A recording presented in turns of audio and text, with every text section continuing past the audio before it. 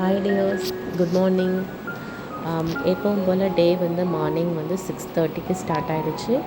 And ball வந்து எப்பவும் போல் வச்சுட்டு போயிட்டாங்க. ஸோ நம்ம காலையிலே வந்து பால்லாம் காய்ச்சிட்டேன்.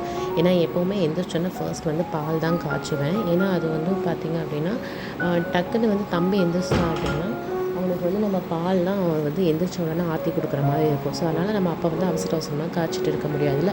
ஸோ அதனால் நான் எந்திரிச்சோன்னா பாலை ஃபஸ்ட்டு காய்ச்சி வச்சுருவேன். ஸோ அவன் எப்போ எந்திரிச்சாலும் நம்ம வந்து ஆற்றி கொடுத்துடலாம். ஸோ அதுக்காக தான்.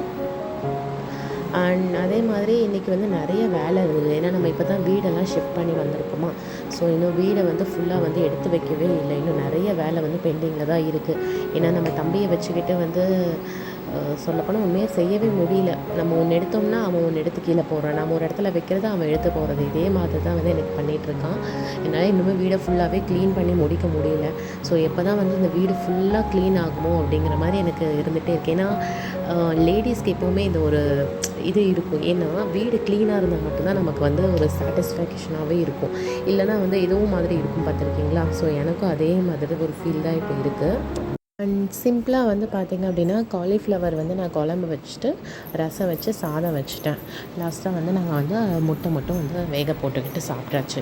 ஏன்னா வந்து காலையிலே குழம்பு வச்சிட்டோம் அப்படின்னா நம்ம வந்து மதியம் இதுக்காக தனியாக சமைச்சிருக்க வேண்டாம். நம்ம ஏன்னா கிச்சன் வேலையே நம்ம பார்த்துருந்தோம் அப்படின்னா நம்ம அடுத்த வீட்டில் இருக்க வேலைகளை பார்க்க முடியாது. டைம் எல்லாமே இதிலே போன மாதிரி இருக்கும். ஸோ அதனால் நான் அந்த மாதிரி பண்ணிட்டேன்.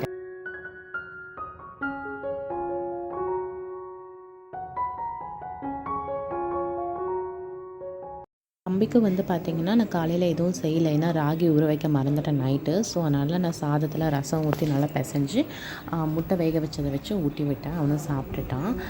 எப்போவுமே வந்து நான் வந்து என் பையனுக்கு வந்து தனியாக வந்து அதிகமாக எதுவும் செய்யறதில்லை. ஏன்னா ஒரு வயசு ஆகிடுச்சு அப்படின்னாவே குழந்தைங்களுக்கு நம்ம வீட்டில் இருக்கிறத கொடுக்க ஆரம்பிச்சிடும். ஸோ அவனுக்கு வந்து முடிஞ்சளவுக்கு காலையில் மட்டும் பார்த்திங்கன்னா நம்ம வீட்டில் டிஃபன் எதாவது செஞ்சோன்னா அதை தந்துடுவேன்.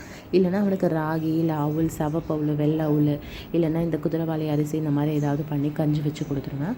மதியத்துக்கு வந்து எப்பவும் போல் நம்ம வீட்டில் இருக்க சாதம், குழம்பு, பருப்பு, ரசம், இல்லை ஏதாவது நான் காரக்குழம்பு வச்சுருந்தாலும் அது கூட லைட்டாக ரசம் ஊற்றி நான் மிக்ஸ் பண்ணி கொடுத்துருவேன். அண்ட் நைட்டை வந்து நம்ம வீட்டில் எப்பவும் பண்ணுற மாதிரி தான் ஏதாவது டிஃபன் ஐட்டம் இருந்ததுன்னா அதே கொடுத்துருவேன். அப்படி இல்லை அப்படின்னா வந்து அவனுக்கு ஏதாவது கூழ் ஏதாவது பண்ணி கொடுத்துருவேன். ஸோ இந்த மாதிரி தான் நான் அவனுக்கு இப்போ இருந்தே பழகிட்டுருக்கேன். ஏன்னா இதுதான் நமக்கு வந்து ரொம்ப வந்து யூஸ்ஃபுல்லாக இருக்கும். ஏன்னா வந்து ஏதாவது இன்கேஸ் எங்கேயாவது நம்ம வெளியெல்லாம் போகும்போது நம்ம வந்து நம்மக்கிட்ட என்ன இருக்கோ அதை வந்து நம்ம கொடுக்கறதுக்கு வந்து கண்டிப்பாக முடியும். ஸோ அதனால் நான் எப்போவுமே வந்து இந்த மாதிரி தான் பழகிறேன். ஸோ நீங்களும் அந்த மாதிரியே வந்து பேபிஸ்க்கு வந்து இப்போ இருந்தே ஃபாலோ பண்ணுங்கள். சைட் பை சைடாக வந்து துணியும் வந்து ஊற வச்சுட்டு வந்துட்டேன். ஏன்னா இங்கே எல்லா வேலையும் முடிச்சுட்டு போய் துவைக்கிறதுக்காக. அப்புறம் குக்கரில் தான் வந்து நான் விசில் விட்டுருந்தேன் மட்டன் குழம்பு மாதிரி. குழம்பும் வந்து நமக்கு ரெடி ஆகிடுச்சு. அதுக்கப்புறம் வந்து ஒரு 4 கத்திரிக்காய் மட்டும் கொஞ்சம் வாடின மாதிரி இருந்தது. சரி அதை வந்து டக்குன்னு ஃப்ரை பண்ணிடலாம் அப்படின்னு சொல்லி கட் பண்ணி அதையும் வந்து ஆயில் ஊற்றி கொஞ்சமாக வந்து ஃப்ரை பண்ணி எடுத்துகிட்டேன். ரொம்ப சூப்பராக இருக்கும். டக்குன்னு நம்ம செஞ்சிடலாம். ஒரு சூப்பரான காம்போ அது. இந்த மாதிரி 1 பாட் ரெசிபி தயிர் சாதம், லெமன் சாதத்துக்குலாம் ரொம்ப நல்லாயிருக்கும். அதுக்கப்புறம் இதையும் நான் பண்ணி முடிச்சுட்டு தம்பிக்கும் தண்ணி வந்து சுடு தண்ணி குளிக்க வச்சுருந்தேன். அதுவும் எல்லாம் ரெடி பண்ணிவிட்டு தம்பிக்கு ட்ரெஸ்லாம் எடுத்து வச்சு அவனையும் குளிக்க வச்சுட்டு வந்துட்டு சாப்பாடு எல்லாமே ஊட்டி விட்டுட்டேன்.